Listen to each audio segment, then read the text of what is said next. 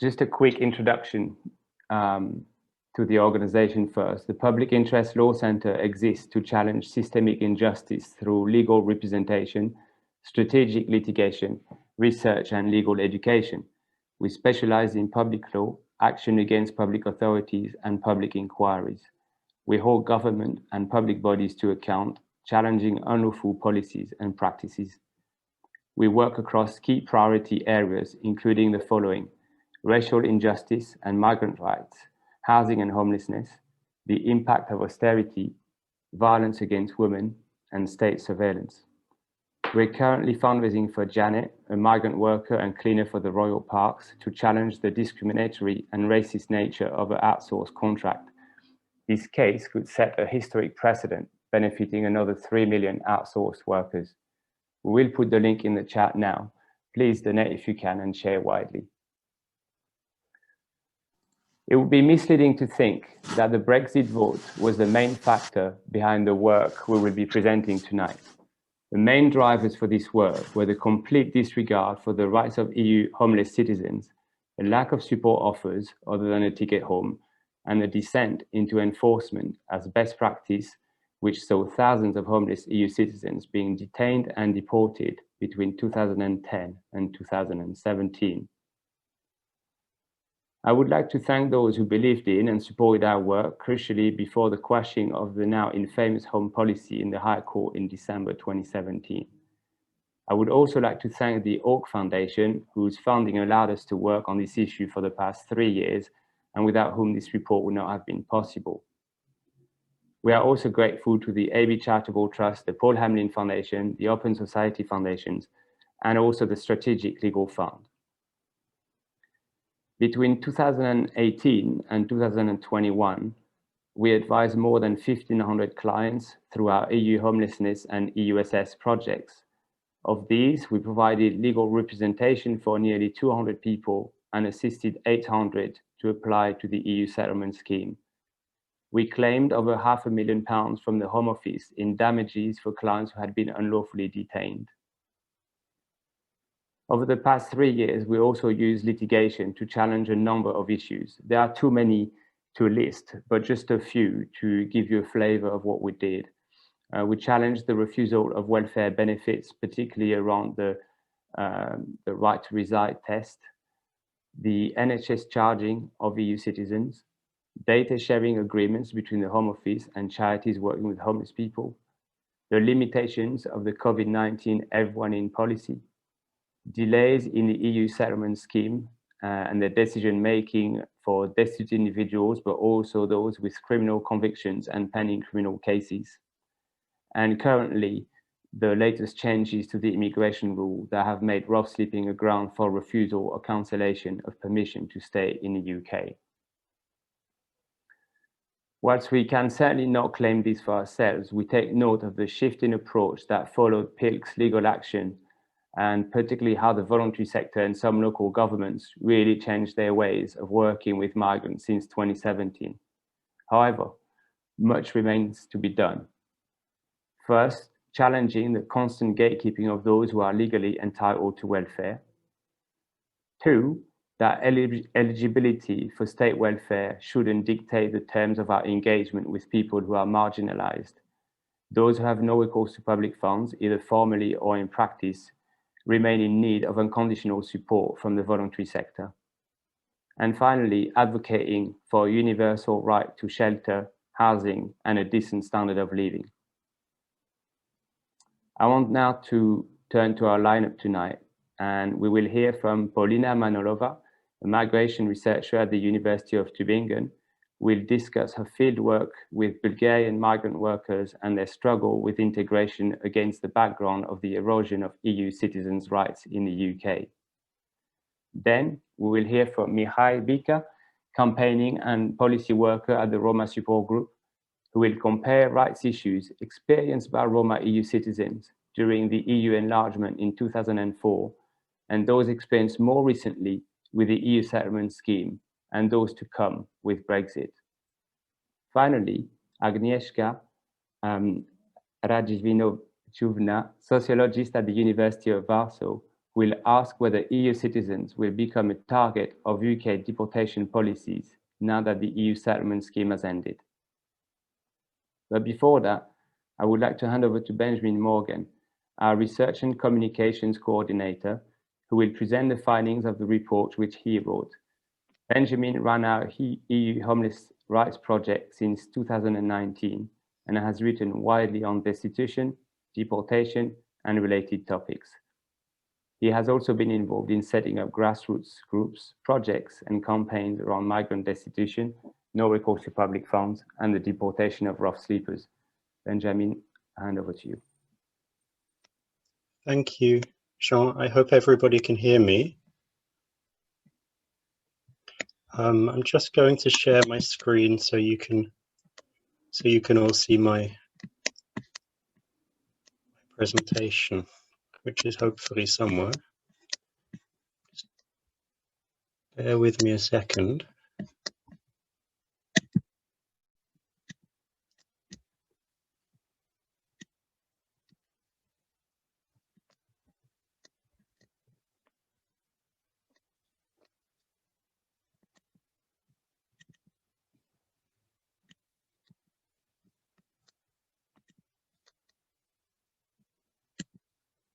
There we are. Sorry about that. I hope you can all see the screen.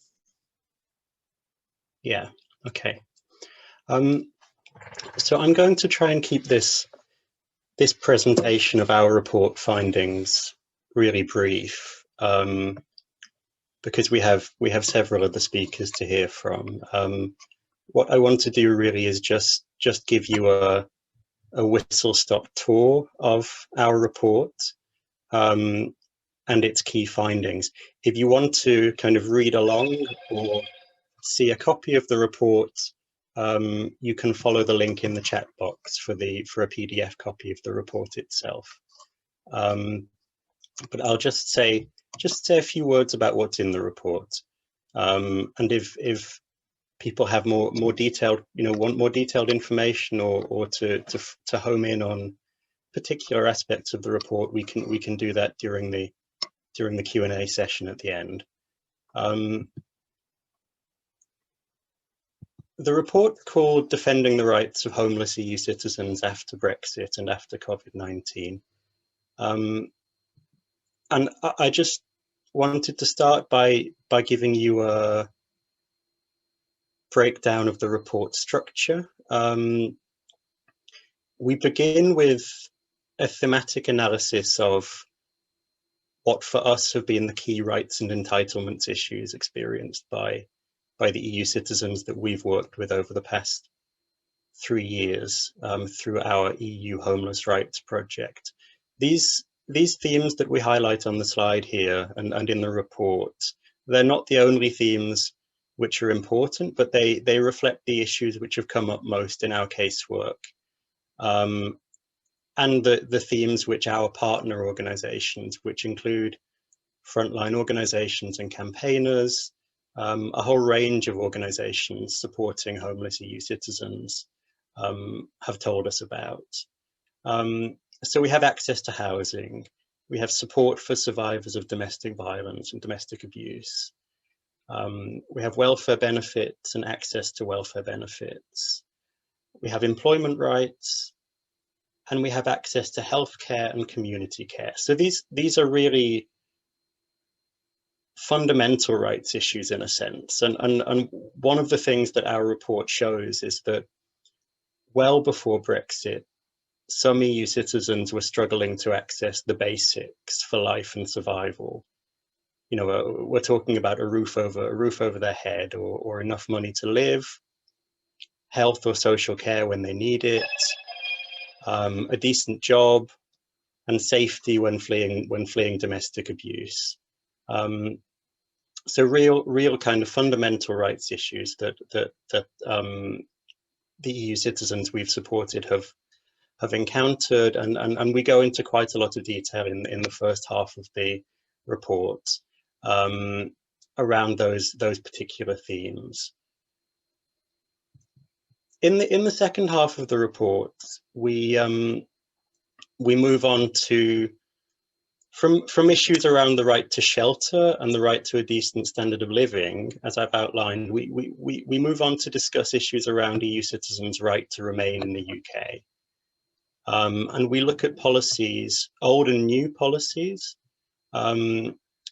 which aimed at solving social problems by deporting people. We look particularly at policies over the last 10 years which have sought to address the very real problem of rough sleeping amongst homeless EU citizens, homeless non-UK nationals, by deporting rough sleepers effectively.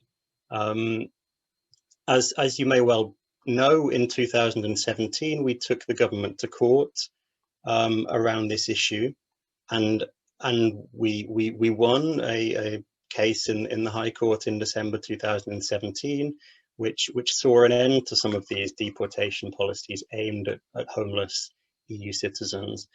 As Jean mentioned in his introduction, we're involved in litigation at the moment around the government's new rough sleeping rule, and that might be something we can talk about more in the Q&A.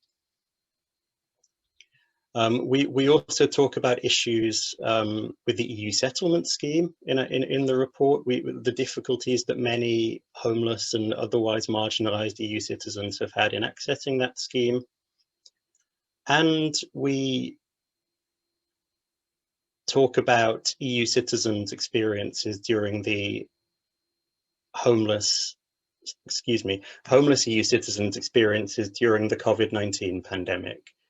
In the final section of the report, and finally on this slide, we try to define and advance what we're calling a rights-based approach to supporting marginalised and homeless EU citizens. And I'll go on to say a bit more about that afterwards. I don't want to say too much about our methodology, although I'm happy to answer two questions about this later on if people are interested. But it's the data we've gathered, and which is the evidence that's informed this report, has come from a variety of sources, including analysis of data from our advice and casework and litigation that we've undertaken through our EU Homeless Rights project. We've also gathered evidence and data through focus groups or problem identifying sessions, as we called them, with organisations supporting homeless EU citizens. And some people who contributed to those sessions, I'm sure, are in the room today, and we're very grateful to them for helping us understand this issue. We've also analysed freedom of information responses. We regularly FOI government agencies to find relevant information around issues that affect homeless people. And finally, we've done our fair share of desk-based research. In terms of the findings of the report, and obviously I'm just giving you a very sort of superficial view here, and the report goes into more detail, and we can discuss it. We can discuss it later. One of our key findings is that EU citizens experienced large-scale destitution and rights abuses well before Brexit, and that these issues, destitution and rights abuses or rights violations, were linked, in the sense that people who were homeless, EU citizens who were homeless, were especially at risk of not having their rights upheld, whether by statutory agencies or others. At the same time, the legal exclusion or differential inclusion, which is a term that we can unpack, the idea that EU citizens have some of the same rights as other people, some of the same rights as UK citizens, but not all of the same rights. This legal exclusion or differential inclusion of EU citizens around social assistance, welfare benefits, and housing in particular was a major cause of destitution, including rough sleeping. So there is a link between rights abuses and destitution. They go together. What do we mean when we talk about rights in this respect? We understand rights quite broadly, and we're talking about, very often in this report, social rights, such as the social right to shelter, or the right to welfare assistance, or the right to freedom of movement. So these are social rights which might be self-evident to a lot of us. They're often acknowledged in international human rights covenants, but they're not necessarily in all cases recognized or upheld in UK law, unfortunately. So we have a broad conception of rights, you know, for this report and when we go about doing the work that we do.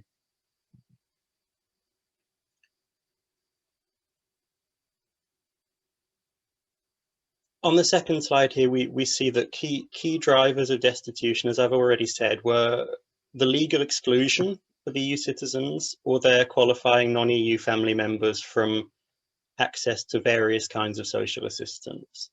That's really important. You know, the EU citizens were not technically NRPF. They didn't technically have no recourse to public funds before Brexit.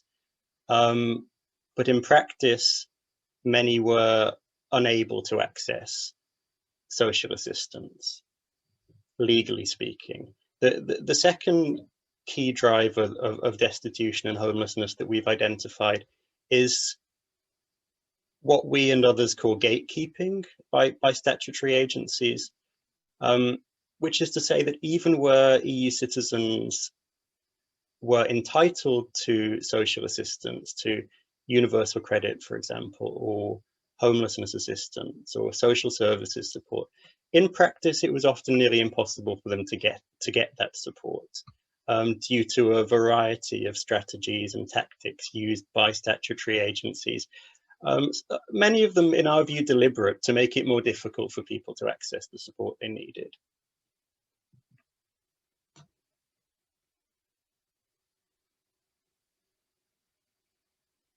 And then Brexit happened, and another key finding of our report is that the changes to the law that have happened around Brexit are going to exacerbate the poverty and hyper-exploitation experienced by some EU citizens. You know, Brexit is going to make it more difficult for EU citizens who are marginalised and vulnerable to get the support they need. It's also going to make EU citizens, particularly at the informal end of the labour market, who often suffer, you know, extreme forms of labour exploitation, verging on and verging into trafficking and modern slavery. It's going to make it more difficult for those EU citizens to find work that pays decently and has decent conditions. Brexit's likely to make things worse. One reason why Brexit is likely to make things worse is that, as you know, as many of you will be aware, large numbers of marginalised, homeless EU citizens have struggled to access the EU settlement scheme, despite the government telling us how easy it is. And a significant number, we don't know how many, of course, of EU citizens will become effectively undocumented migrants during 2021. They'll become part of this hostile environment regime that people talk about so much.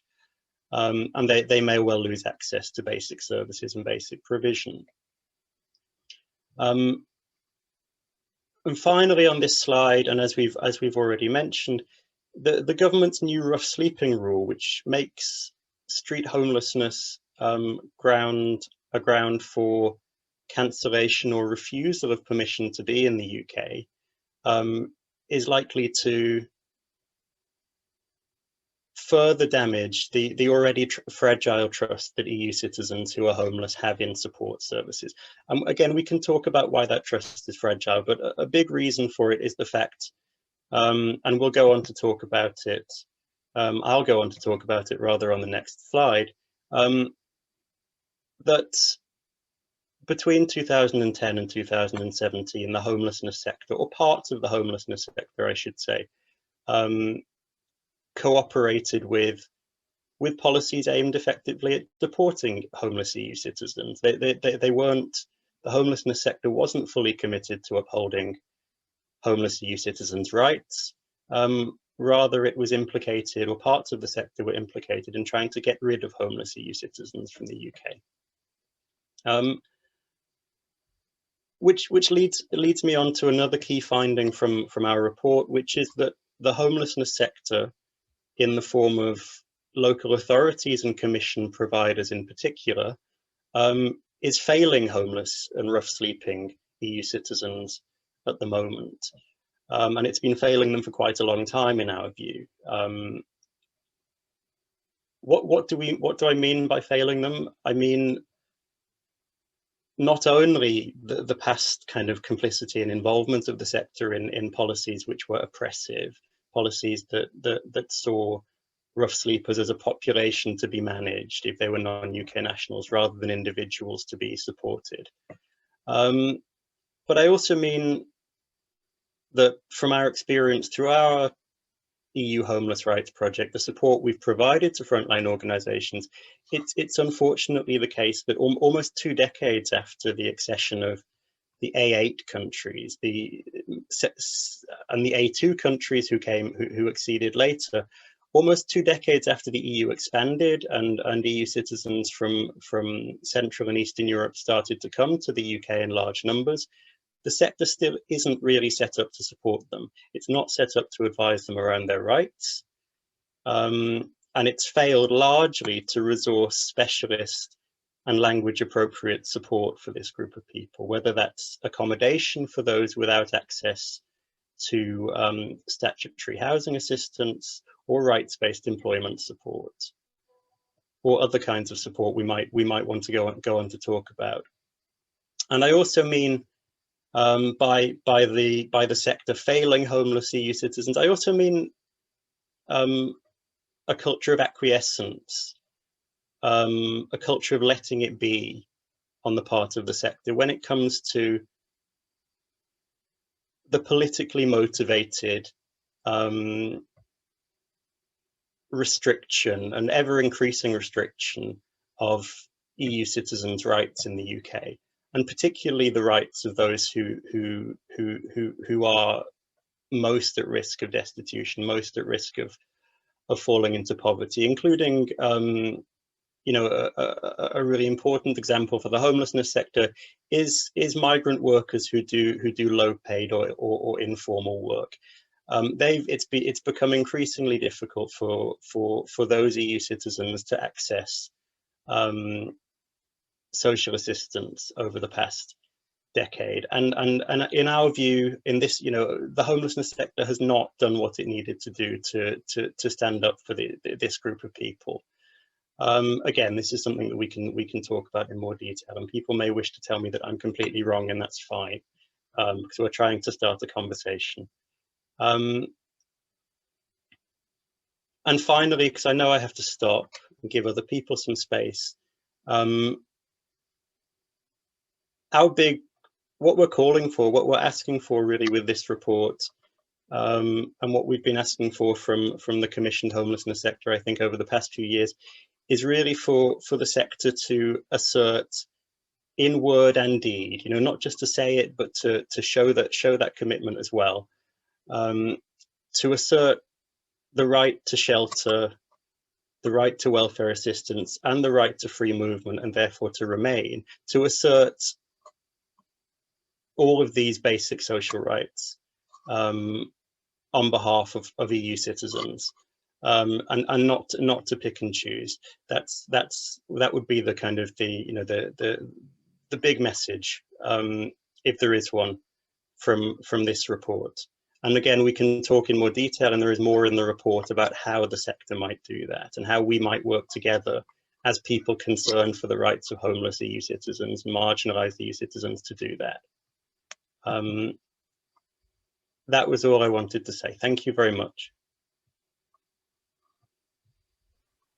Thank you, Benjamin. Next, we have Polina Manolova. Polina holds a PhD in East European Studies from the University of Birmingham.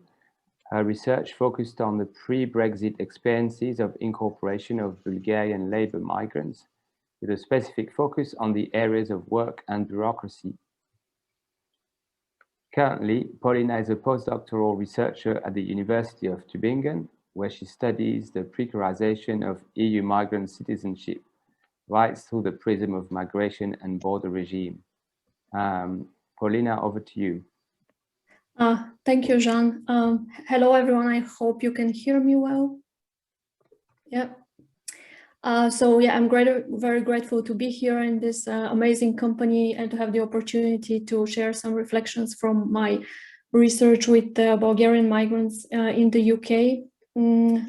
Very urgent issues indeed. So I will bring you back to pre-Brexit times again. And although I'm not working on issues of homelessness, and if we can take homelessness as this a very extreme form of exclusion, maybe I'll try to talk a bit more about the more hidden mechanisms through which exclusion happens and can lead to homelessness. So I will try to explain why we should try and exceptionalize Brexit and the new immigration system, particularly when it comes to the contraction of legal and practical rights of those most marginalized EU citizens, such as EU2 or A2 Bulgarians and Romanians, and particularly those of them who are in informalized living and working arrangements, as that will help us to understand better the exact repercussions that these people will be subject to from today onwards. So the idea is not to deny the relevance of Brexit as this watershed event that has clearly, irrevocably dismantled the security provided by EU citizens, but to try to position it as just one in a series of different events that in the past few decades have managed to turn free mobility into another form of migration. So this particular form of immigration control that I would like to speak about, I call bureaucratic bordering, and it relates to something that already Benjamin referred to. It's this administrative regularization of EU citizenship that happens upon arrival, and that is connected to different parts of settlement, such as finding employment, finding a job, opening a bank account. So these seemingly very routine procedures that migrants need to negotiate upon arrival can actually lead to their exclusion from practical exclusion from access to rights and entitlements, and can facilitate their eventual descent into informality. So, of course, this tendency we need to put in the broader context and map onto the drive for restrictive but also more selective immigration policies on an EU level, the internalization or downshifting of border controls. We need to note the different political, juridical, and policy efforts for the transformation of EU citizenship that have been advanced particularly intensively after the 2007-2008 economic recession and the politics of austerity. So it has been through a number of juridical judgments that the access to welfare have been severely limited for EU citizens, and particularly to those so-called economically inactive EU citizens, so people who are not in formally recognized legitimate employment. So in short, the message has been very clear from EU authorities that freedom of movement is not automatic, it's not unconditional, and is premised on residency rights. Residence rights, on the other hand, are very strongly entangled with economic criteria. Particularly in the UK, these developments have taken many different forms. The introduction of welfare tests that started already from the beginning of the 90s, that aim to reduce access to welfare by imposing additional requirements. Then the very strict definition of what constitutes a genuine employment, excluding a lot of people in informal, casualized, part-time forms of employment. We remember the go home intimidation campaigns, the different forms of policing that have penetrated everyday life. So all of these come to show that it was long before Brexit that the hostile environment that has existed for non-EU citizens has extended to EU migrants, as a consequence has managed to largely strip off many of the protections of EU citizenship, particularly when it comes to its social aspects, thus making EU migrants very vulnerable when it comes to issues around welfare, housing, and employment. So to return to the workings of bureaucratic bordering, which I observed in the year 2014, so that was the year in which the work restrictions for Bulgarians and Romanians in the UK dropped. I would like to give you a very short vignette that describes the experiences, the post-arrival trajectory of one of the people that I spoke to. So let's call him Asen. So Asen arrived in London because he received a job offer from a friend of his who also promised him a place to stay. Upon arrival, he discovered that the job is already cancelled and that the place to stay comes for a very high rent. So because he had long-term settlement plans, he wanted to bring his family over. He wanted to find a regular and stable job. His first step was to apply for a national insurance number. But then he learned that he needs to provide a proof of address in order to obtain this number. And this was really hard because he didn't have any rental agreement or any views on his name. So parallelly to that, he was of course looking for jobs. All employers were telling him again that he needs to have a national insurance number and a bank account. The next step for him was to go to different banks and to try to open a bank account. Again, the response was that, well, he needs to have a proof of address and preferably a national insurance number to do so. So you see, this was a closed circle for him that continued for 2 months, in which he was going from one door to the next. And then eventually he decided to change his Bulgarian driving license for a British one, as suggested by a friend of his, which automatically provided him with a proof of address. And he managed to apply for a national insurance number. The number arrived 2 months later, so that's much later than the official deadline. So throughout these 4 months, he was basically changing one day job to the other, working in car washing, in cleaning, in construction. He became increasingly indebted to friends and family. He could not cover his subsistence costs and rent, so he resorted to this practice of back and forth movement. So he was spending 2 weeks in London working, then going back to Bulgaria for another 2 weeks to minimize his costs. And there were occasions in which he was rough sleeping. There were occasions in which he didn't have enough food, or he had to work for food. So this case that I'm describing here, it's not an exception. Actually, it was the majority of people, of new arrivals in 2014 that ended up in this situation. Particularly, these were people with very limited English skills and people with no strong social support network around them. So exactly this is what I mean by bureaucratic bordering, is this very stringent administrative regulations, these very limiting interpretations of different policy directives and regulations, this purposeful misinformation and disinformation from authorities, and this constant requirement of additional documents that migrants can simply not produce. So of course, this bordering, we need to consider highly contingent to the housing market in the UK, particularly the lack of affordable housing, and then the very high bar in terms of income and different documentational proofs that are required. And of course, the fraudulent landlords that fill in this niche.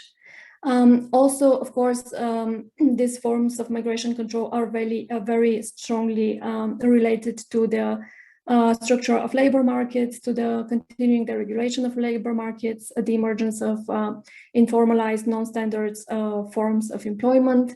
And employers and subcontractors here are, of course, very important nodes, because they are benefiting a lot from these block pathways to regularity that EU citizens are presented with. So very often we tend to see migration controls as these tools for limiting or deterring migration. But I think here another function is also very strong, and that is to mobilize the economic value of migrants and migrant laborers in particular. So what bureaucratic bordering does is to basically make sure that the formal rights of EU citizenship could not be actualized in practice by a great number of EU migrants, and then that works to filter them into the informal economy, where they fill in this structural need for precarious labor.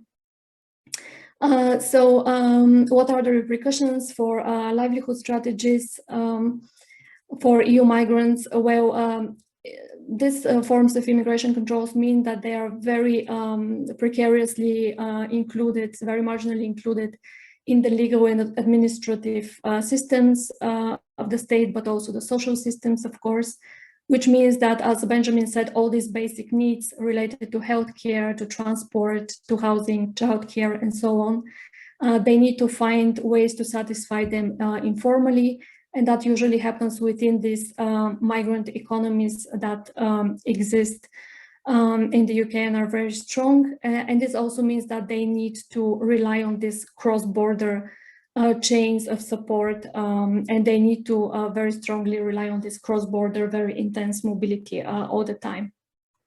So at least the people that I spoke to, they desired long-term settlement, they desire stability and some sort of permanence and inclusion, but they were basically excluded from such secure routes to inclusion. So then it is no surprise that a lot of the people that I spoke to saw the EU free mobility system as unfair, as misleading, as really disenfranchising. And it was before, but also after the Brexit vote, that people would tell me that they actually preferred a different migration system. So they were already thinking that the points-based immigration system that Britain was planning at the time could be much more fairer than free mobility. And here I will just briefly quote you one statement of one of my research participants. So she's saying that, well, this current approach, meaning free mobility, is actually creating chaos. It's an enchanted circle. People are told, come, work, you have all the rights. But in reality, they're just playing with our lives. So the visa system can be much more fairer. You know that what the rules are, and if you know that if you don't abide by them, you just don't go and you don't try to to migrate. So now, very briefly, some very preliminary thoughts about what could be the possible effects of the post-Brexit immigration system for these people. So we know that tougher immigration controls do not stop migration, they just make it more precarious, and they guide it according to certain economic and political logics. So the most likely scenario is that, of course, these particular issues that I spoke about, they get reproduced with even more intensity. So exploitation, this complete informalization, dependency, and I think here the role of middlemen, subcontractors, and recruitment agency will also really become very important. Then for many of these people who rely on this back and forth mobility as a survival strategy or a livelihood strategy, the situation will be very complex. I think most of them would not have been able to obtain settled status. And some of them have been able to obtain pre-settled status, but we know that this is a very precarious status. So people are worried that pre-settled status can be very easily revoked if they don't spend large amounts of time in the UK, and that will, of course, be really hard, especially in periods when they cannot find any decent jobs. So that will lead to more fragmentation, to separation of families, and to just more complicated livelihoods. And some people are, of course, going to go into the seasonal labor scheme, but this one, I think, will remain highly inaccessible to a great number of people because of the high fees. So yeah, I'm hoping I will have the time in the QA to explore some of these thoughts. Thank you. Thank you very much, Polina. And it's a good reminder that you can post your questions in the chat, and we'll take them at the end. Next, we have Mihai Bica. Mihai has worked for the Roma Support Group since 2016, coordinating the Roma Brexit campaigning and policy project, focusing on the EU settlement scheme. He was born in Romania of Roma ethnicity, and he has over 10 years experience working with Roma ethnics in different areas, such as human rights, housing, employment, education, and immigration. Mihai, over to you. Hi everyone, thanks very much for joining the event today. It's great to be Here. I'll start by saying a few things about the organization which I'm working from, called Roma Support Group. We are a London-based charity working mainly with Eastern European Roma migrants who live in the UK. We've been set up in 1998, and we work to support Roma successfully settled in the UK ever since then. I'm going to share my presentation now. Okay, hope everyone can see this. Now, as Jean mentioned, my work focused quite a lot on the EU settlement scheme, as I've started working for the Roma Support Group right after the Brexit referendum. But I'll share with you the experience that those from our communities had in the past in regards to how immigration policies have been applied towards EU citizens, and also share the risks coming up once with the end of the grace period, as hopefully you'll know, yesterday that Brexit grace period ended at the same time with the deadline for the EU settlement scheme, which provided opportunities to EU citizens to secure their rights in the UK. Now, going back beyond the Brexit referendum, quite some time ago, quite a lot of those small communities went through a similar experience back in 2004. And this is when a wave of EU enlargement took place, the so-called A8 EU enlargement, with several European countries joining the EU at that time. Now, what has happened in practice was that there were numbers of European families that have came in the UK and have settled in the UK as asylum seekers and have been granted indefinite leave to remain before their countries have joined the EU.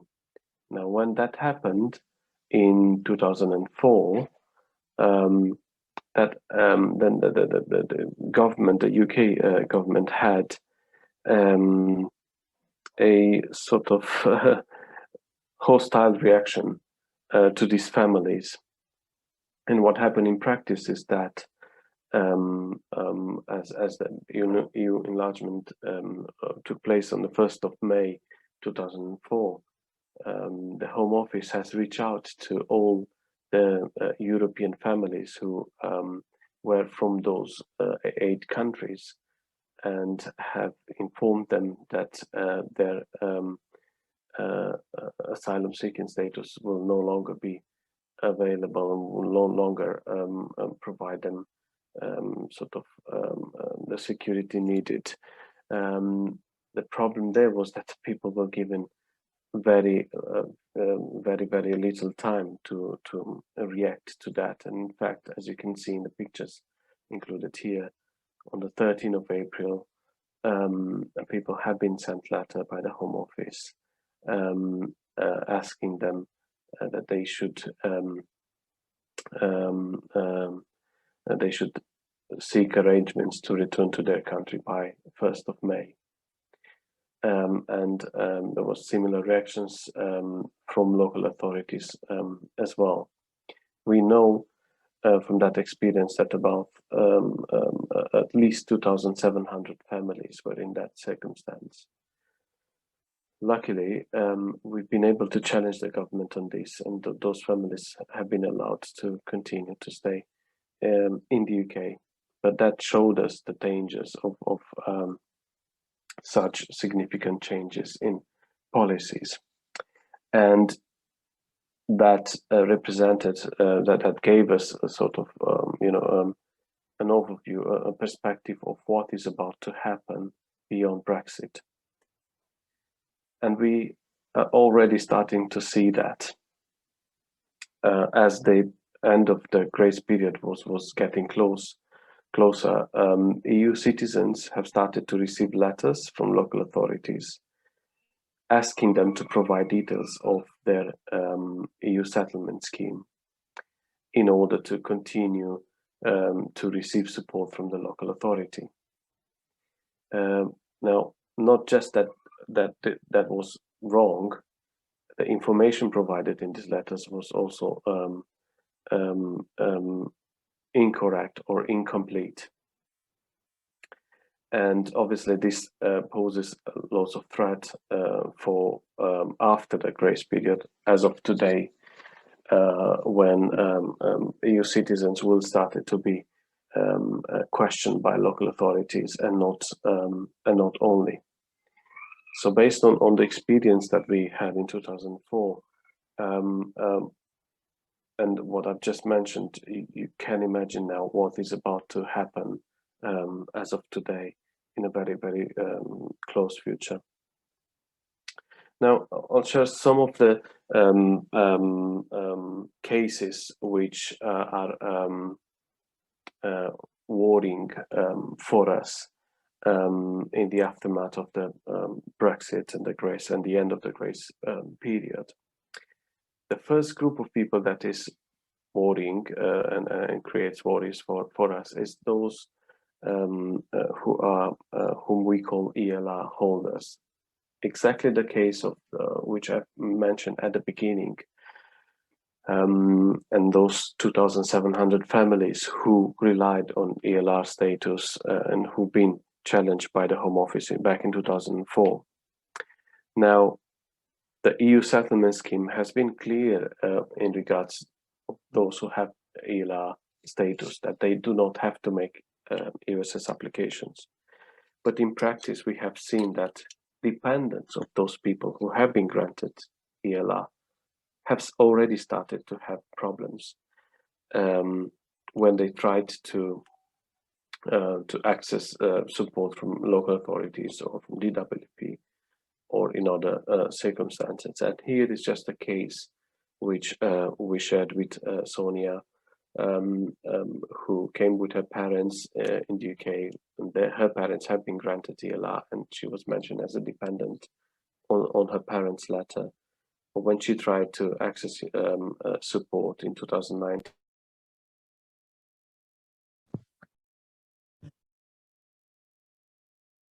I don't know why. I think I was muted. I hope you've heard what I've said. Based on the letter that she had from her parents, she was refused universal credit. And this is just one example of how things went wrong before the end of the grace period. Now we are expecting that these people will have problems now.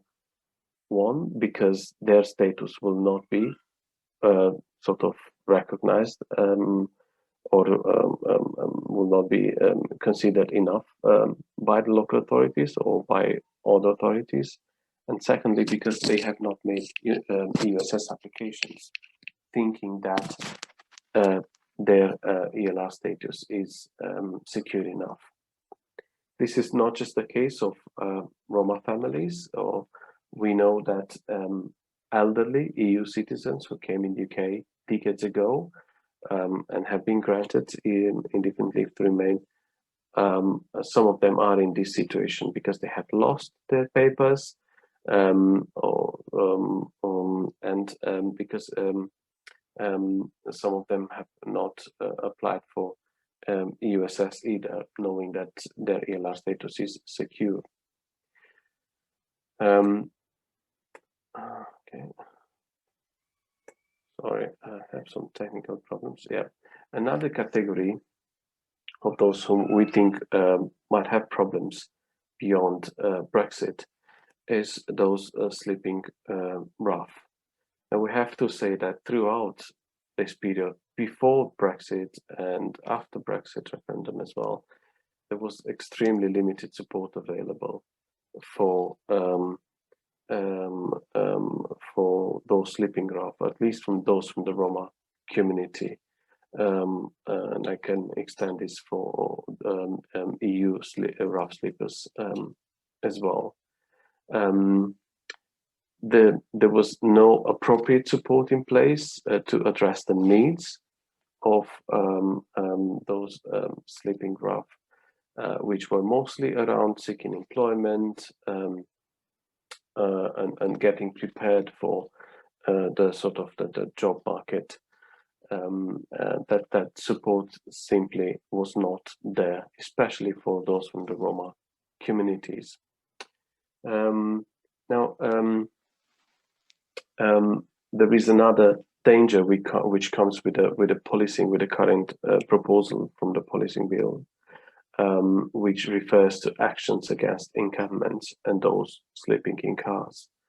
Now we know that quite significant numbers of Roma sleep rough in London and are living in so-called encampments in central London, and not only. Their existence and presence is obviously threatened now, and all of this while there was no support in place, and all of this while this category of people did not have appropriate support to make EUSS applications, and some of them have not done so for various other reasons, not just limited EUSS support. Now, also there is another category who might have complications beyond Brexit. Those who have to make late EUSS applications. From practice and from experience, we know that many children still have to make applications. We have seen from our caseload that informal workers are still to make applications. For example, those working in car washes or those working in cash in hand. This is simple because whoever provided EUSS support before the grace period and currently did not reach out to these categories of people and did not put enough resources in place to reach out and support these people. We know that rough sleepers are a category who still have to make applications, those who lack mental health capacity and victims of domestic violence. But the list is not, it's not complete. There are other categories of people who still need to make EUSS applications. Now, in regards of these categories of people, we know currently there is quite limited support available because many of these people will have to make so-called complex applications, and therefore will need specialist support to make those applications. We also know that there is a lack of clarity around rights of these people until they secure their status. So we don't know what exactly will happen with everyone who has to make late applications until they secure their status. Also, another issue which will soon come out, has already started happening, but will soon come out at a larger scale, is regarding the digital-only status. Now, we have seen from practice that many people already have problems regarding this. Although before yesterday, EU citizens have not been legally required to prove their status, their EUSS status. We know that this has already started to happen. Employers have started to ask people to prove their status. We know people have lost jobs. We know landlords have started to do that. And as you have already seen from the letter I've shared, we've seen local authorities have started to ask people of their status as well. Now, there are huge problems regarding people's ability to share these details with whoever will want to check them. And we have looked at that through research which we have supported, research by New Europeans, which looked at Roma and elderly EU citizens. And the relevant information to share here is that 68% of those who have been interviewed for this research do not know how to prove their status, and 73% do not know when and how to update their pre-settled status to settled status. And this is hugely problematic because as of today, everyone will be questioned of their status, and at the same time, we know that the Home Office has not put in place and is not providing appropriate and accessible information regarding the digital status. There is very little support and very little information available for EU citizens regarding how to access their digital status, how to update it, how to care for it, and how to prove their status. Apart from some leaflets and some very little information which was developed by some organizations, there is very little information out there, and we are not sure of what are the government's plan in regards to ensuring that people will have support in place and will have accessible information available to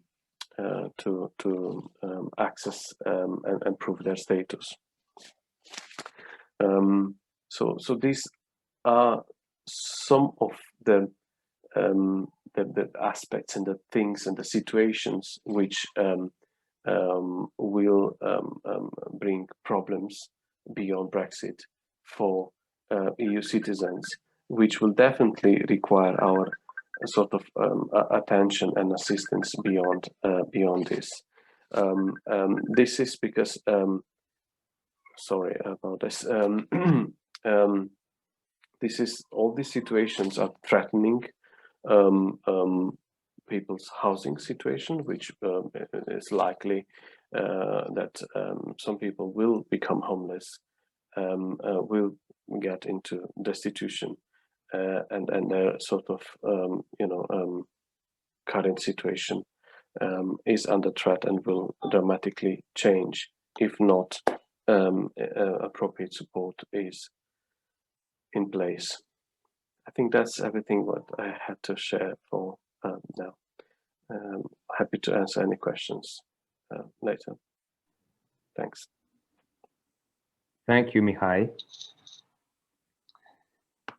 Next is Agnieszka Radziwinowiczówna. Agnieszka is a sociologist based at the University of Warsaw. She studies the human consequences of deportation policies.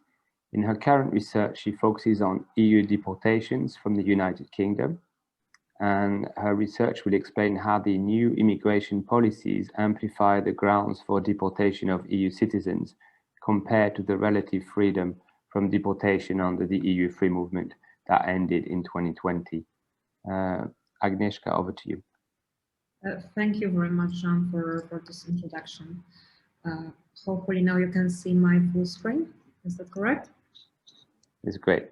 Okay, so the title of this intervention is Good and Bad Deportations, or Keep Calm and Don't Get Divided over Expulsions of Foreigners in Britain. So I will speak about future deportations of EU citizens, and I will divide this short intervention to 3 parts. And the first part will be moving us in time to pre-Brexit times, and I would like to speak a little bit about deportations before Brexit happened. The second part will be about the linguistic basis for these deportations, how the deportations are talked about in the UK, and and how this is, you know, how the discourse underpins deportations.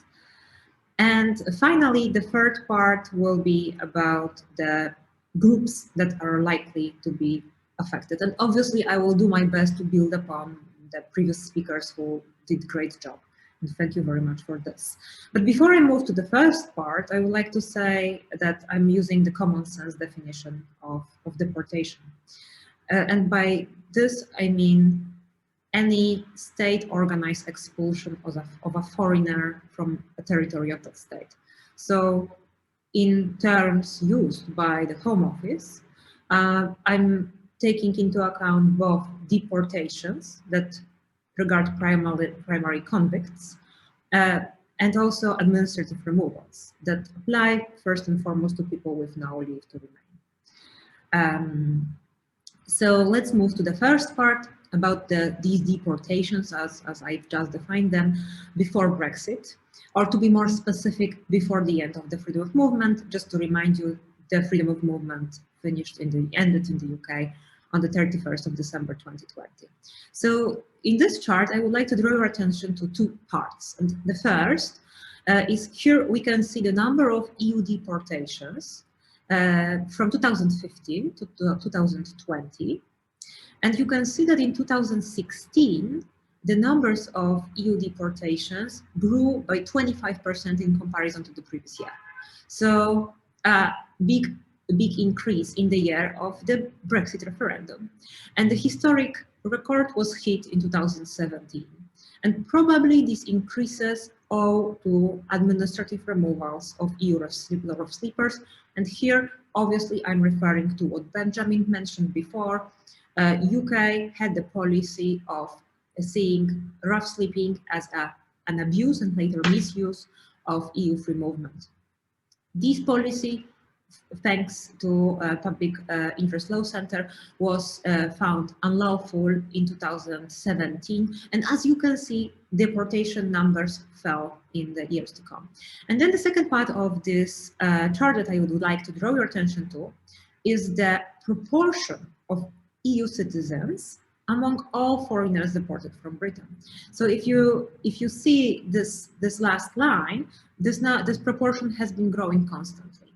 And here, last year, almost half those deported were EU citizens. But are they all EU citizens? Not. Let's see who is being deported among EU citizens. If we look only at three nationalities, Romanians, Poles, and Lithuanians, those Central and Eastern Europeans are the most targeted EU citizens being deported. And in the years 2018 to 2020, over 60% of deported EU citizens were just from these three countries. And the record was, again, 2020, 69%, still with EU free movement in force, of EU citizens were deported to Romania, Poland, and Lithuania because they are citizens of these three countries. Is it because they are so overrepresented among EU citizens living in the UK? No. According to available statistics, 40% of all EU citizens are from Romania, Poland, and Lithuania. So we can see that deportations from the UK disproportionately targeted Eastern Europeans. And in the Q&A session, I'm more than happy to speak about the reasons, because the reasons of this differentiated deportability, as I call it in my research, this disproportionate targeting of Eastern Europeans. And now I would like to move to the second part of this short intervention that will be about the linguistic basis. And I would like to speak how the government have been talking about deportations and how the media, mass media that are close to the government have been describing deportations. And I reckon it's important to talk about the discourse, as we call it, because discourse reflects the reality, but also discourse shapes the reality by shaping humans and their opinions, but also by affecting their behaviors, for instance, their voting behaviors. And here, the best example was the EU referendum. So let's look a little bit at the discourse, and I would like to start with, in general, current discourse on deportations in the UK. And I would like to take you to the website of the Home Office. And here is an excerpt from blog of the Home Office. And it's a post that was published in November last year before a scheduled chartered flight to deport individuals to Jamaica. So in order to avoid public protests, the Home Office published this blog post that started.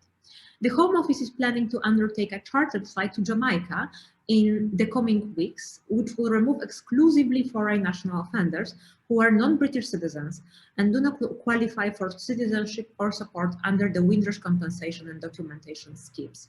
So we can already see that in talking about deportation, there is differentiation between bad deportations and Windrush deportations are framed as morally bad and a mistake, and deportations of, quote, foreign national offenders who deserve to be deported. But the numbers of these is not big. In the last 2 years, less than 1% of all enforced returns were to Jamaica. So let's go to the bottom of this page and see what else was said about good and bad deportations. So, quote, in the year ending June 2020, there were 5,200 enforced returns, of which 2,600 were to EU countries and just 33 to Jamaica. So here again, we have deportations to Jamaica, but we know that of foreign national offenders, but so many deportations to EU. And this is what is happening in the discourse produced by the government and also mass media close to the government, where the EU deportations have been framed as something positive, because EU citizens deserve to be deported. They have been living in the US for less time, paying taxes, or for less time or avoiding to pay taxes, so they need to be deported. And those deportations are okay. And don't complain, don't organize protests. The Home Office was saying to the people, there are just foreign national offenders that will be sent back to Jamaica. And now I would like to speak more precisely about the discourse on EU deportations. Together with my colleague Aleksandra Galasińska, we've published a paper that is available open access on the strategies of presenting EU citizens deported from the UK in time to Brexit. And if you are interested, you can consult this QR code where the paper is available. And here I would like to present a newspaper article from Daily Mail titled "A Hostile Environment Towards Immigrants, It's Not Hostile Enough."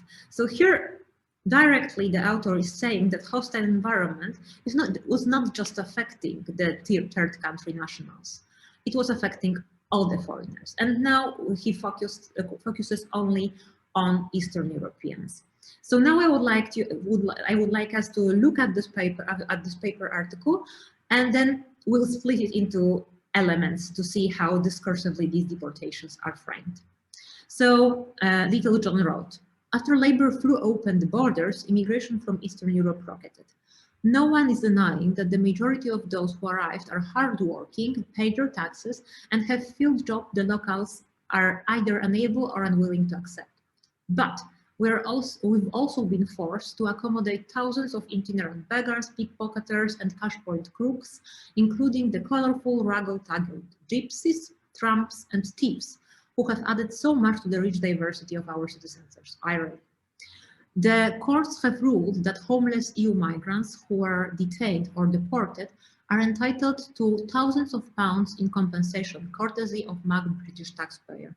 Tomas Lusas from Lithuania, who was arrested after being found sleeping rough in London, appealed against being sent home and was awarded 10,000 points damages. As a result, the Home Office, which was so enthusiastic about sending home genuine British citizens of Caribbean heritage, has abandoned all investigations into rough sleepers from the UK.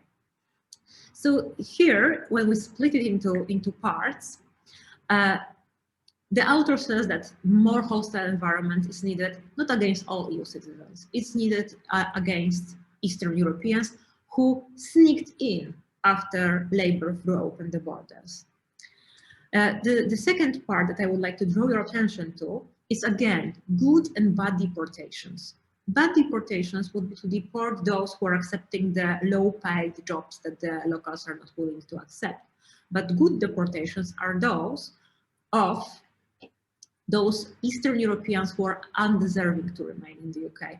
And here, enumeration that comes down to criminals and vagabonds out of social control who are effectively being a threat to public policy. And then he mentions the deportations of rough sleepers, actually saying that they deserved to be deported, but the deportation stopped because of the policy that was found unlawful. And then finally, we have this juxtaposition of deserved and undeserved deportations. And once again, EU citizens, especially Eastern European Union citizens, destitute, marginalized, deserve to be deported, whereas Winter's generation deportations were a mistake. So once again, they're trying to divide the public. And now I would like to move to the third part of my intervention, that is about who is likely to become the new deportable. Just to remind you, I started by the presentation of the trends that we were observing before the end of the freedom movement. Then I said about the discursive or linguistic basis that really set the normative basis for deportations. And shall we expect the continuation of the trends that we've been observing really over the last years? Yes. So first of all, the first population that is likely to be affected of EU citizens to be deported now that the grace period ended and the freedom movement ended 6 months ago are convicts. Majority of people who are deported to other European countries were people with criminal convictions, and now the law has changed and it's easier to deport people with criminal convictions because the rules that previously applied only to third country nationals now are applying to all foreigners. Second, because of already mentioned and explained rough sleeping crew, rough sleepers again are likely to become a targeted population, and we should be especially wary of EU citizens because they are the majority of foreign rough sleepers. And finally, the other two new groups that are likely to become the new deportable are those who have failed to apply to EUSS. And thank you, Mihai, for the identification of the challenges. So those who have failed to apply by yesterday, who didn't secure their status, or were refused or rejected, or will be refused or rejected because they just applied and are still waiting, they're also likely to be affected by the immigration policies, perhaps be deported as well. And finally, new arrivals. People who arrive starting from 1st of January this year, they have to apply for visas if they come to the UK with the intention of working. We already seen that some people were arriving in the UK with no visas, and they've been stopped at the border and returned, and it gained a lot of media attention, forming a spectacle of sovereignty, showing by the UK that now it's a sovereign country. So here we also have an example of Brexit as a sovereignty building event. So going to conclusions, because I don't want to take too much time, I would like to conclude that future EU deportations will be a continuation of the trends observable before Brexit, plus two new groups: the people who have not secured their status or were unable to do that, and new arrivals who are subject to very different migration regimes, much harder. Second, not all EU citizens are equally deportable. As I said, there is this difference, and there has been this differential treatment with the most targeted people from Central and Eastern Europe. And third, there is already in place a discourse that is underpinning deportations. And I think that it will be affecting future deportations of EU citizens. The government and the media close to the government have been using the EU deportations to justify and legitimize the UK deportation regime, and that they've been trying to divide the public over the topic of deportations. And I just want to underline, and I cannot underline it more, that only by questioning all deportations, we can resist the dividing power of borders. Thank you very much for your attention, and I'm really looking forward to the debate that will follow. Thank you, Agnieszka. That was really clear and powerful. We have a few questions, and if there are more questions, please put them in the chat. I wanted to begin perhaps by saying that sometimes the distinction between EU and non-EU is not always very helpful, and I think you kind of made that point about deportation, Agnieszka. And I wanted to ask Benjamin, perhaps, sort of two linked questions is, why did we come to work with EU nationals in the first place? And perhaps to tell us a little bit more about the identity of the project's beneficiaries.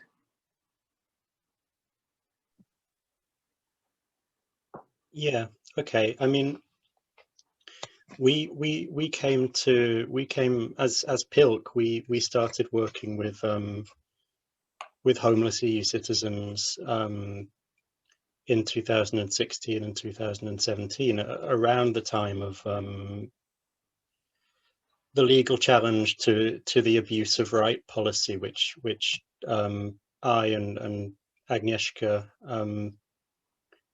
both mentioned in our presentations. And I think, I mean, there are various ways I could try and answer the question. I think one way to answer the question is that many of us in PILC have a very sort of strong personal commitment to and background in migrant solidarity work, and wanting to support homeless EU citizens came out of the work that lots of us were doing at some of us were doing at least at a grassroots level, supporting people in kind of grassroots organizations, social centers, or campaign groups. And that's one way of answering the question. And another way might be to say that we had a sense, and there still is a sense, that for me at least, that EU citizens who are homeless or rough sleeping or at risk of rough sleeping have tended to kind of fall between two stools in terms of access to support. They've, as we kind of argue in our report, that they're not well served and haven't been well served by the mainstream homelessness sector for various reasons. But they've also tended in the past, and this might be changing now, not to be especially well served by the migrants' rights sector or the human rights sector. The migrants' rights sector, which has tended to focus on immigration legal support for non-EU nationals. So in a sense, all of the work that we've done through this project has, the litigation and casework we've done, and the support that we've been doing, for the homelessness sector, in terms of promoting a rights-based approach and a social justice-based approach to working with homeless EU citizens, has come from a sense that there is a big gap here, especially when you consider that before coronavirus, when we talk about EU citizens who sleep rough, in some parts of the UK, we're talking about 50% or more of the rough sleeping population. So it's a lot of people. So that's maybe the answer to the first part of the question. In terms of the second part of the question, who we work with, on the cover of of our report, we have a picture of an Eastern European, I think he's Eastern European, migrant worker, a construction worker who, you know, he's wearing his high-vis yellow vest. We've done quite a lot of work with single homeless men from the A2 and the A8 accession countries, particularly with destitute Polish people and destitute Polish workers. You know, that perhaps accounts for the cover image for the report. But I think one of the things that we're really keen to get across in the report is that, you know, while we're really committed to working on behalf of migrant workers from Central and Eastern Europe, and, you know, asserting their rights, because they often haven't been asserted, you know, forcefully enough. We want to be really, you know, it's really clear to us from our project and the work we've done over the past 3 years that EU citizens and their family members come in all, you know, they come in all shapes and sizes. We've worked with large numbers of EU citizens and qualifying non-EU family members who either identify or might be racialized as non-white. So you know, whether that's EU citizens of color or qualifying non-EU family members. Many of the people that we've worked with through this project have their origins in former European colonies and former British colonies. So there is a kind of a post-colonial dimension to some of the EU migration and sort of some of the work that we've done. These are EU citizens who very often don't get talked about because, or EU family members, non-EU family members who don't get talked about because they don't fit the stereotype of the destitute EU migrant. As you know, as Mihai has made clear in his talk, we've worked a lot with Mihai and his colleagues at Roma Support Group. Roma EU citizens face, you know, very complex challenges, and have been very much underserved by services and underserved by advice around their legal rights. I've gone on for quite a while, Jean. Does that answer some of your question? Yes, thanks, Benjamin. It's meant to be a short one. No, thank you. A question to Polina. We've actually got a few questions, so we might go on a little bit after 6:30 if people are happy to carry on, maybe for another 10 minutes. But Polina, your description of bureaucratic bordering really resonated with us, and we usually call it in the office a kind of gatekeeping by design, which is all these ways that are made to stop people from doing the things that they need to do, either to integrate or to access their entitlements. And you mentioned something that people travel back and forth between Bulgaria and the UK in a way to overcome some of the consequences of this bureaucratic bordering. And I thought that was really interesting to hear that, because people would probably interpret this in the UK as a way to get around the system, whatever that might mean. And I was wondering whether you had found other ways in your fieldwork that people, I guess, like other ways to overcome this bureaucratic bordering other than sort of like traveling. And was there any sort of like tactics that people use to try and overcome them?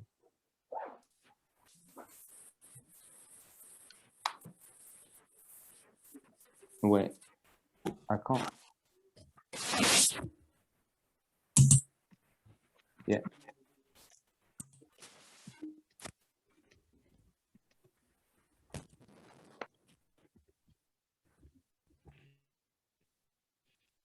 you hear me?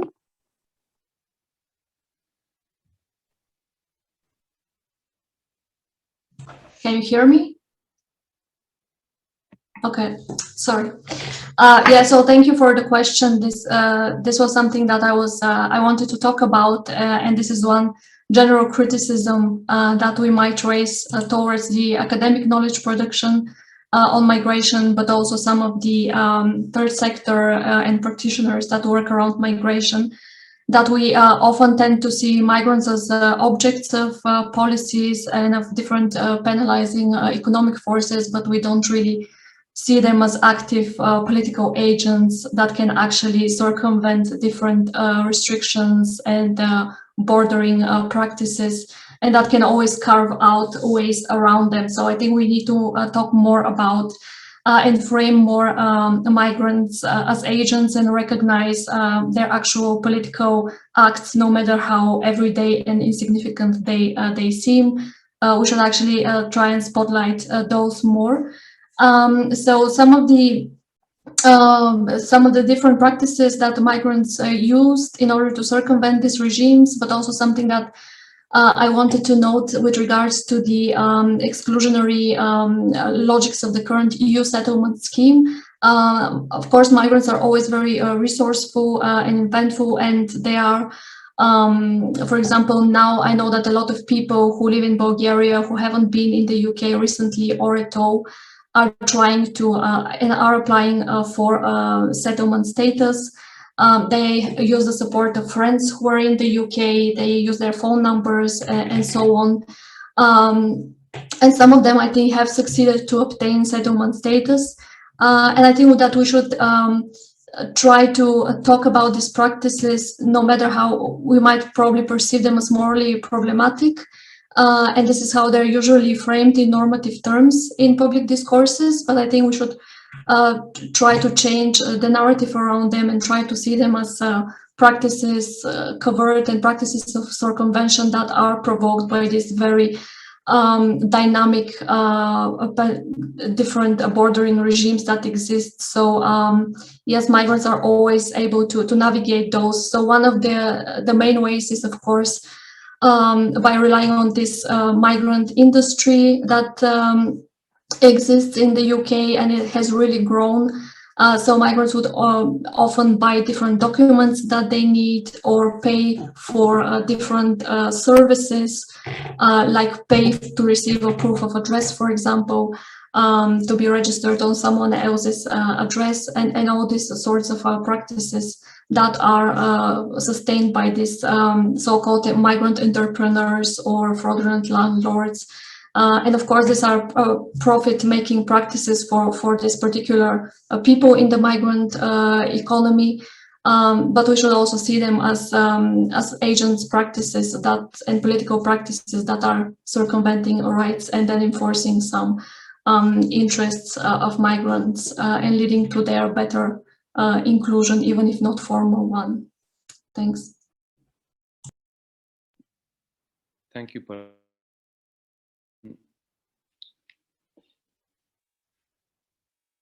Sorry, this I think probably goes to Agnieszka, but other people are also welcome to kind of chip in, is that many of the mainstream campaigns in defense of the EU migrants focus on people being contributing members of the society, as you were talking about. But the people we tend to talk about today are those that fall out of these sort of deserving and good migrant categories.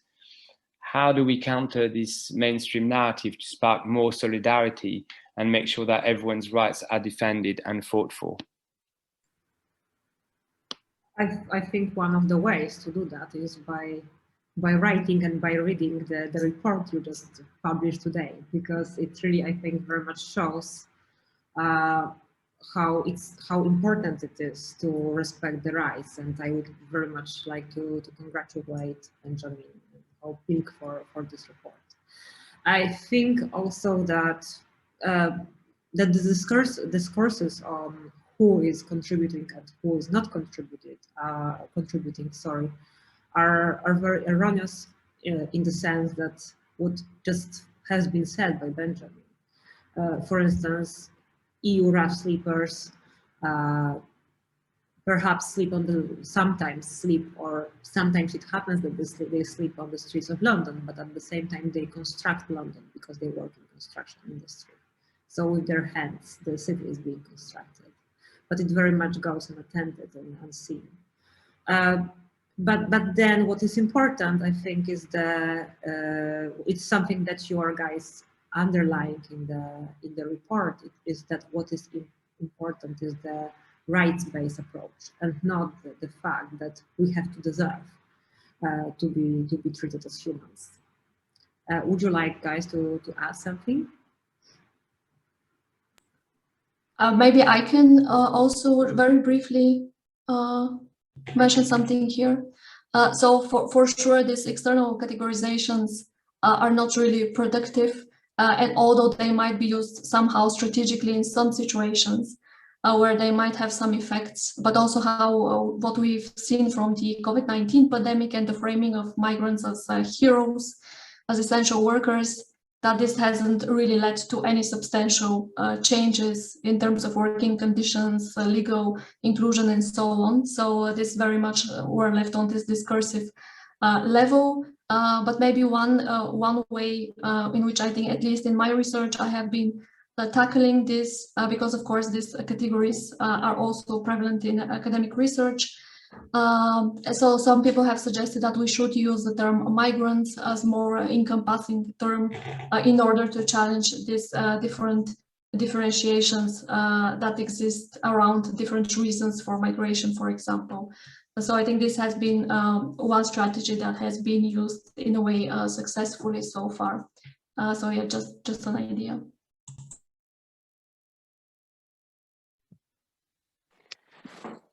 Yep. Thank you. Does anyone else want to come in, Mihai? Yep. I'd like to add, as quite a few of us have shared, that there was very little resources and support in place to actually reach these people. This means that there were very little opportunities to actually sit down and speak with those people and listen to their stories.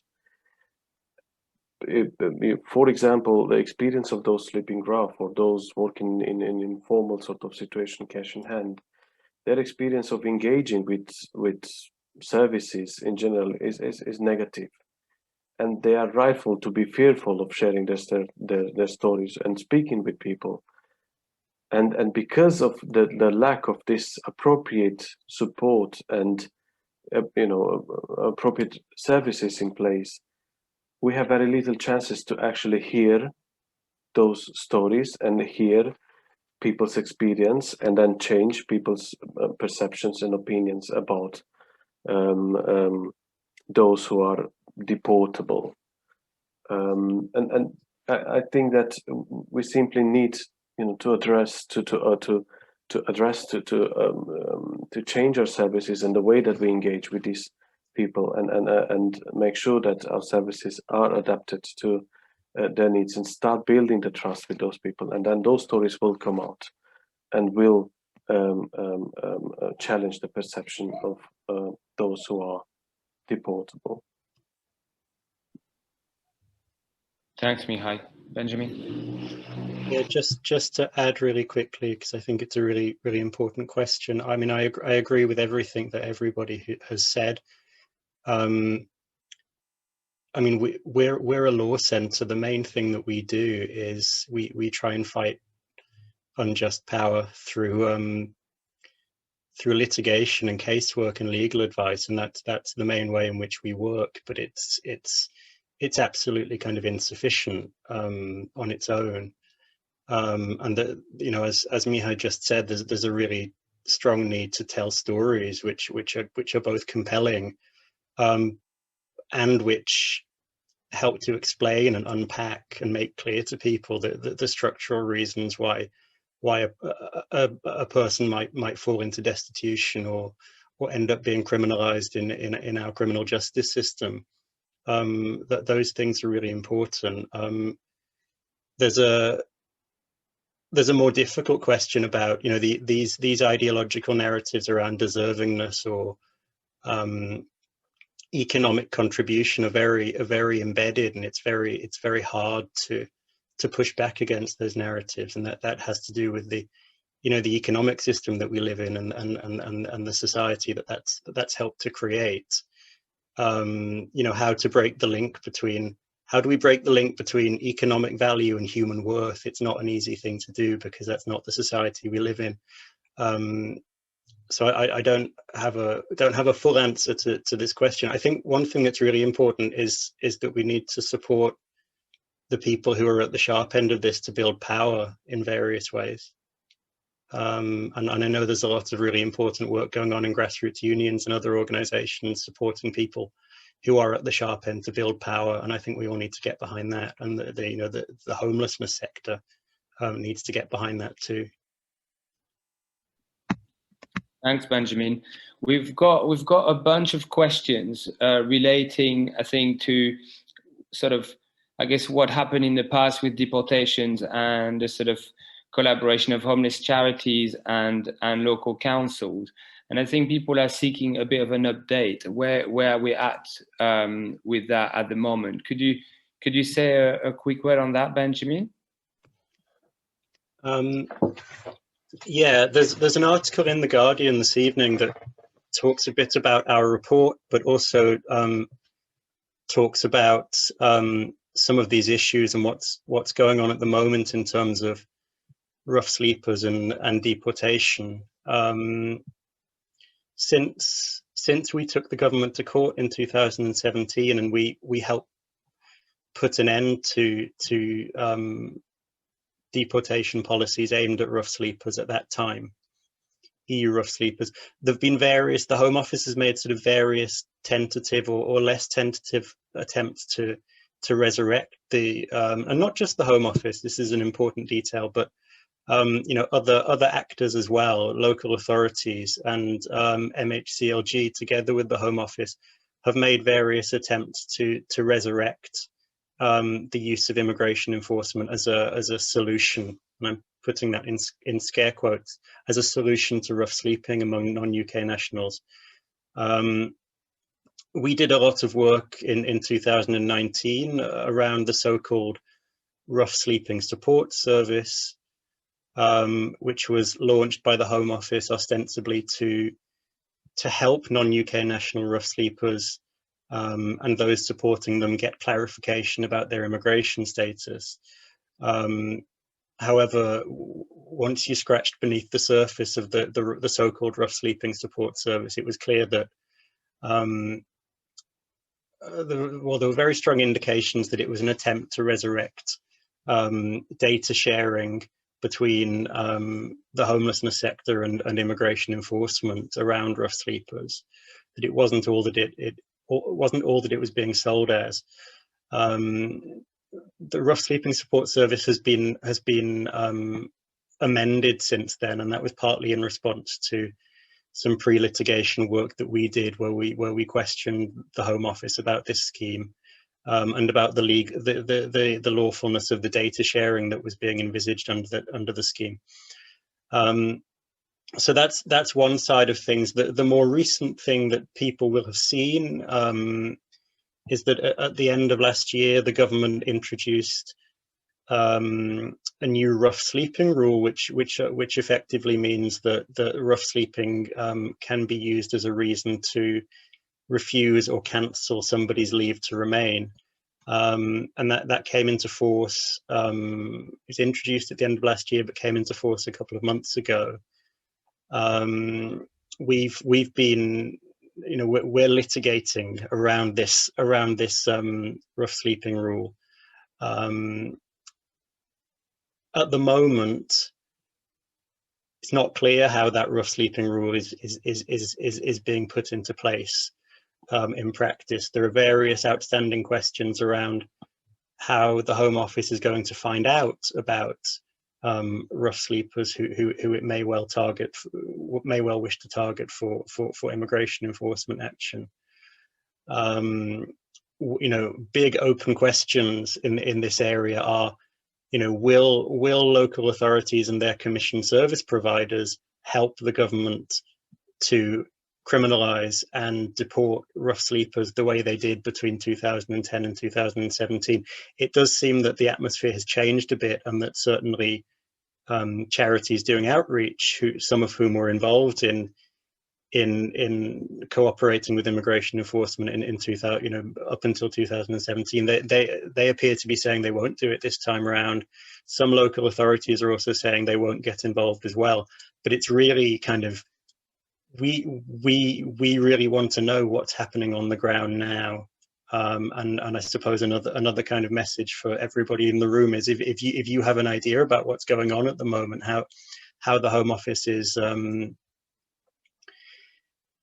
and its partners are seeking to implement the rough sleeping rule, it would be really good to hear from you.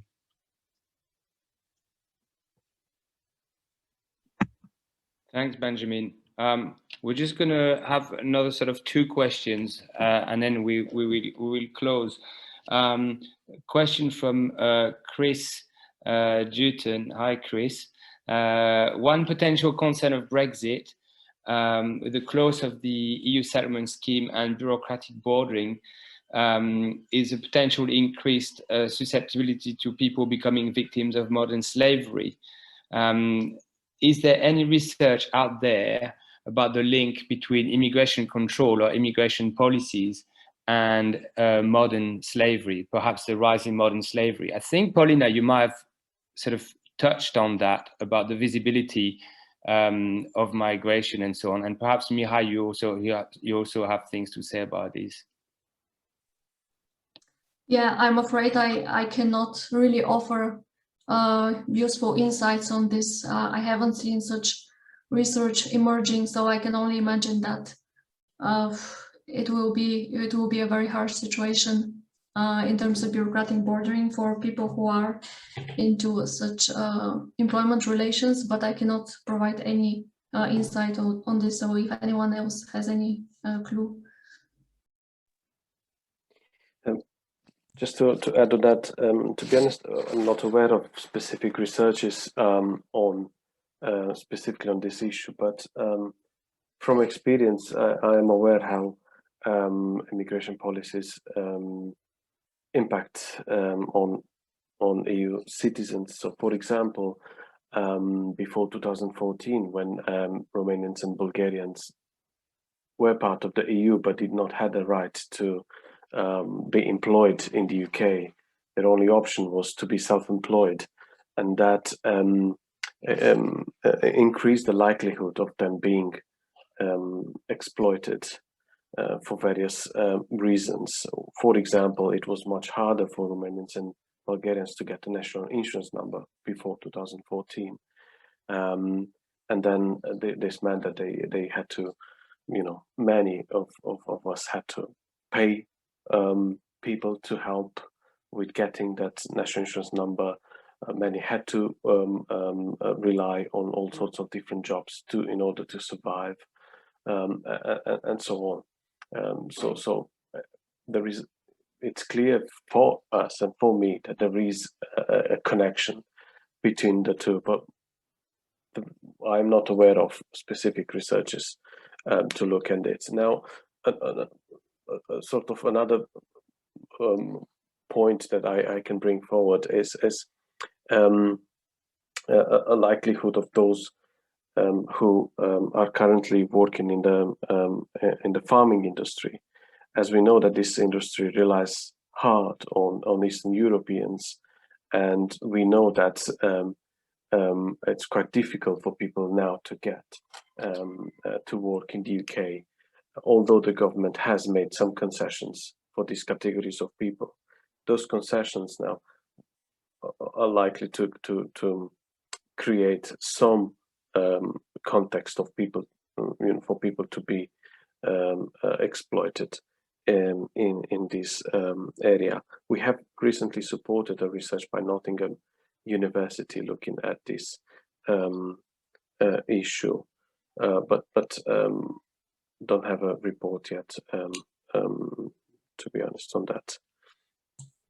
Maybe another small point, just to reiterate what Mihai already touched on, that as I said, I see the role of middlemen, of recruiters and recruitment agencies really like becoming very strong here. and particularly so to the agricultural, the seasonal work schemes that I'm sure now a lot of Bulgarian but also British agencies will become very creative how to actually recruit people for these schemes. So I'm already hearing about some loan schemes when they will subsidize these fees that very few people can afford. And then we'll basically put migrants in this dependency where they wouldn't be able to leave the job before repaying these debts to the recruitment agent or to the company.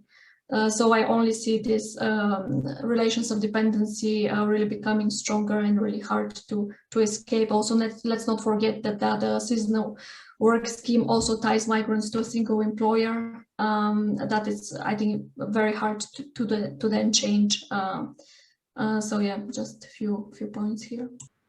If it's about research and question about research when it comes to agricultural workers, it's important to mention that Roxana Barbulescu is doing a research on agricultural workers, and I think it's ongoing research. So hopefully there will be a lot of very fresh data.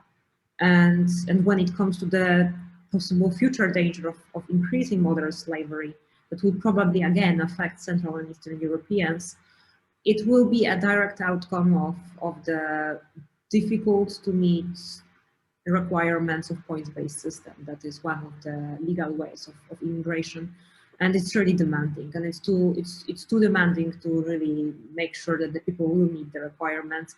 Just to mention the high income threshold. So yes, you're right. The consequences probably will be awful and will be difficult, such as increasing modern slavery, because there are transnational migrant networks and people will want to continue to come to the UK, however, at very high cost.